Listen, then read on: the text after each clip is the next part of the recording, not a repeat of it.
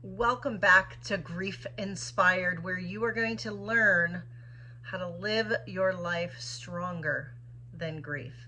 In today's video, I am going to give you another tip to help you heal as you grieve.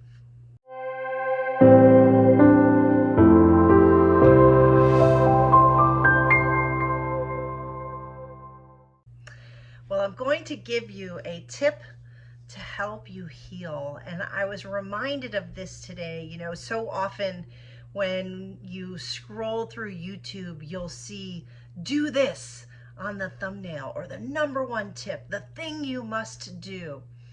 And so I said, well, what would that be for grief if that's what we were talking about? And I said, well, I have a good one. I've had the privilege to work with clients through their grief process. I've run grief courses to teach people how to grieve, to talk it out, to work it out, and to move forward, to be stronger than grief. And one of the things that we do as part of the course is sharing our stories. And so if I had to give one thing that I think would be a #1 tip, or the thing you must do if you don't do anything else, is really to talk about your loved one, to share who they were to you, to share who they were as an individual, the things that made them unique, the things that you hold dear, and share the stories, share the little antidotes, the things that make you laugh out loud, the silly things, the funny things, the times that you shared together, whether it just be sitting together having coffee, reading the paper, or playing in the backyard, or listening to a song while you're driving in the car, or the silly statements that you used to say to each other, or the pranks that you used to play on each other. Whatever those things are, talking about them and sharing them is definitely a very good way to heal. And I don't think we do enough of that in society. And so whatever next holiday comes for you, whether it be their birthday, an anniversary of their death perhaps, right? Take time and encourage others to share stories with you about them. Hear what other people have to say about them and their experiences with your loved one, and do the same thing in reverse, right? Share who they were to you. And when you hear yourself tell your own story, you help yourself heal. When someone else tells you a story about your loved one that touches your heart, that inspires you, that makes you laugh, you're going to heal a little bit more.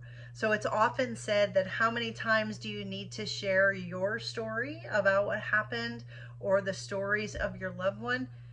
As many times as it takes. So I want to encourage you, the #1 thing that you can really do is talk about your loved one, to share stories about them and who they were and why they were so important to you.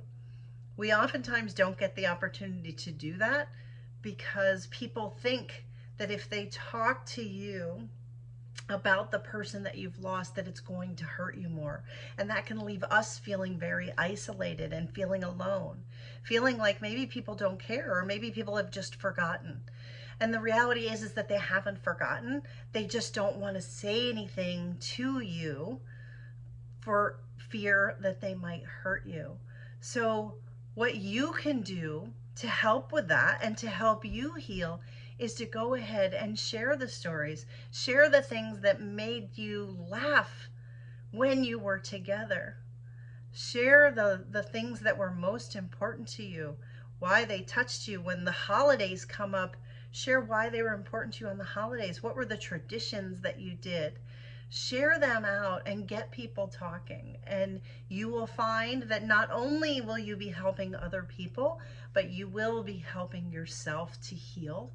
And I think that that is the path, right? When I say I want you to be stronger than grief, it's because I want you to heal.